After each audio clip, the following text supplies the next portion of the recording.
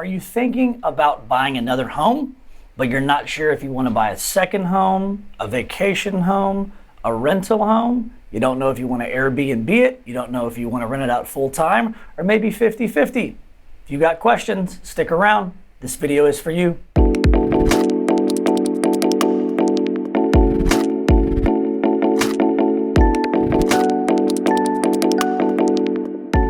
Hey, what's up everybody? It's your mortgage expert, Brian McCauley here. Obviously, I do home loans for a living. I get a lot of inquiries from clients talking about getting second homes, vacation homes, rental homes, all these things. So I'm gonna spend a little extra time today talking about the difference of a second home versus an investment home.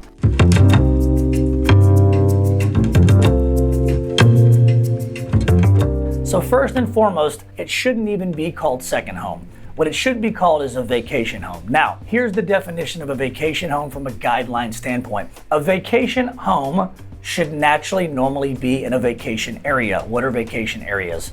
Lake houses, beach houses, ranch houses, mountains, things like that, right? So any place that is in a natural vacation area, it's an easy connect the dot. It's a home that you as the buyer are going to occupy. You're just not going to occupy it full-time year-round. If you're wanting to buy a vacation home, but it's not in a natural vacation area, what should you do and why does it matter? Let's talk about some examples of vacation homes that don't fall into those natural places that people buy. I would say a couple of the most popular ones are vacation homes in certain cities where people have family and friends.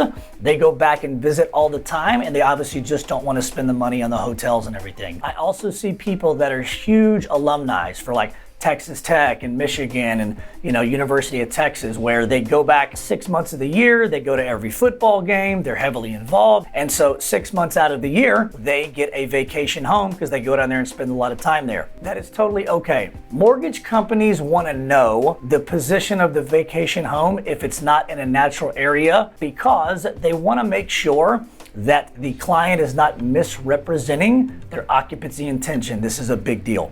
Why does that matter? Well, one, vacation homes are still considered owner-occupied homes, so they are less risk and they have better interest rates. They require less money down and the rates are better. That's why banks care a lot about it. They want to make sure that what you are declaring is the actual truth.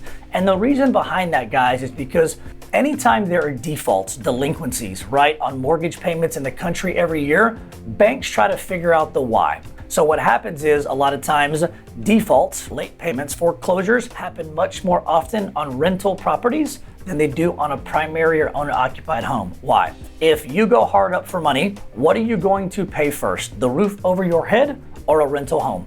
The roof over your head. So the mortgage companies always want to make sure, based on risk, based on default, that what the person is doing is actually the truth, and that's why they have guidelines and rules around this. And so we have to clarify, this second home, is it going to be a vacation home or is it going to be a rental? So we know how to put the loan together properly and structure it. So a second home is really a vacation home. A vacation home is a home that the client is going to go vacate to and occupy themselves some points of the year. Now, do not get me wrong, you can rent that property out short term. It's a very common thing to do. It's very popular. It also makes a lot of money. So there is nothing wrong with buying a vacation house, spending 6 months of the year there. When you're not there nights and weekends, or obviously for long stretches when you're not there, you can put it on Airbnb. It's a very smart strategy. What a lender doesn't want is they don't want somebody saying that it's a vacation home because they only have to put 10% down and the rates are better when they know it's going to be a full-time rental. It's going to be a full-time rental. You must declare it as a rental property. You must put minimum of 20% down because they want to make sure if you're going to rent it full-time, you've got good equity in the property and you have a little extra money in the bank. So if something happens with those tenants, you can do one of two things.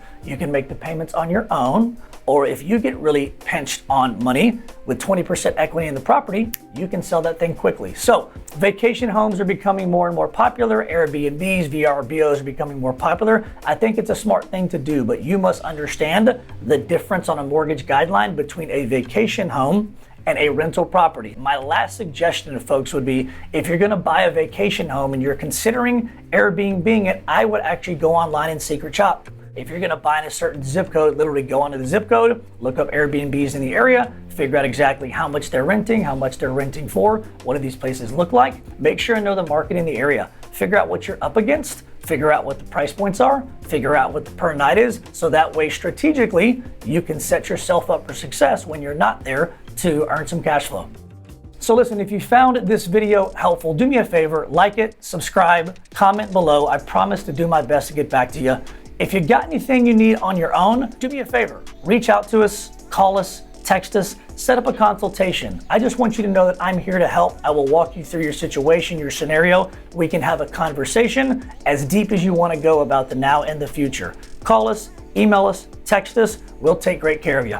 Until next time, stay tuned.